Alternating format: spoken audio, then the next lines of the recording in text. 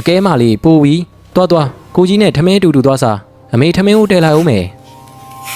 အဲ့လိုပြောလိုက်တော့မှအမေပေါင်ပေါ်ကနေဆင်းပြီးမောင်နှမနှစ်ယောက်ထမင်းချမ်းခင်းတဲ့အကျော်နဲ့နေဖက်ပြီးစားကြတယ်အားရပါရစားနေတဲ့ထွေးငယ်လေးကိုထိုင်ကြည့်ပြီးတော့အောင်မြတ်သားတယောက်ပြုံးလိုက်မိတယ်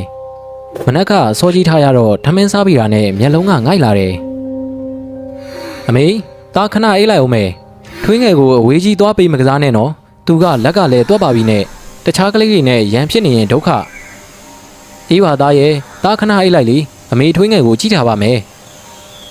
အောင်မြတ်သားလည်းအိမ်ရှိကိုပြစ်လေးမှာဝဘိုးချမ်းကောင်းလေးကိုမိရင်းနဲ့ထမင်းလုံးစီနေတော့ဘလို့အိပ်ပျော်သွားလဲမသိပါဘူးအိမ်နားမှာစူးစူးညံ့ညံ့အတန်နေကြမှာပဲနိုးလာတယ်နိုးလာတော့ရွာတွေကဒုံပူမကသူ့သမီးလက်ကိုဆွဲပြီးတော့အမေနဲ့စကားများနေတယ်အောင်မြတ်သားလည်းဂမန်းကရမ်းပဲအိမ်မော်ကနေပြေးစင်တယ်အမေဘာဖြစ်တာတော့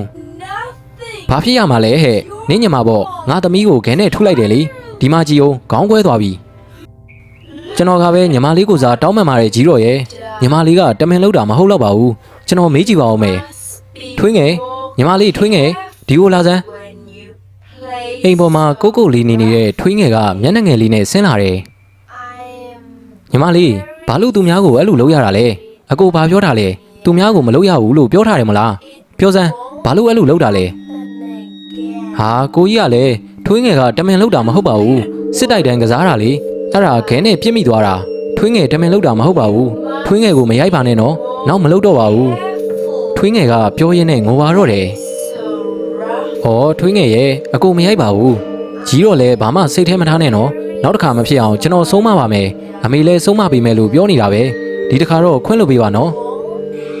ဘာဒီတစ်ခါလဲအခုငါသမီးဖြစ်တာကြတော့ဘသူတောင်းဝင်ယူမှာတော့ပြောလိုက်ရင်ဒီအချိုးကြီးပဲအမေရောသားရောဒီလေးတမ်းပဲဟမ်ငါတော့လုံးဝကိုမကြည့်နဲ့ဘူးနင်တို့မိသားစုငါအကြောင်းကောင်းကောင်းသိစေရမယ်ဘူးမာတဲ့ဟိတမတဲ့ရှိတယ်ငါဘာကောင်းမှလဲဆိုတာနင်တို့သိစေရမယ်လာသမီးသွားမယ်ဒေါ်ဘူးမကဇောက်ထွက်သွားတော့အမေကကျွန်တော်ကိုမျက်ရည်ဆန်းဆန်းနဲ့ကြည့်ရှာတယ်အဲ့ဒီနေ့ကစပြီးတော့ကျွန်တော်တို့မိသားစုကစိတ်ဆင်းရဲစရာတွေကြုံရတာပါပဲအဲ့ဒီလိုဖြစ်ပြီးနောက်တစ်ညမှာတော့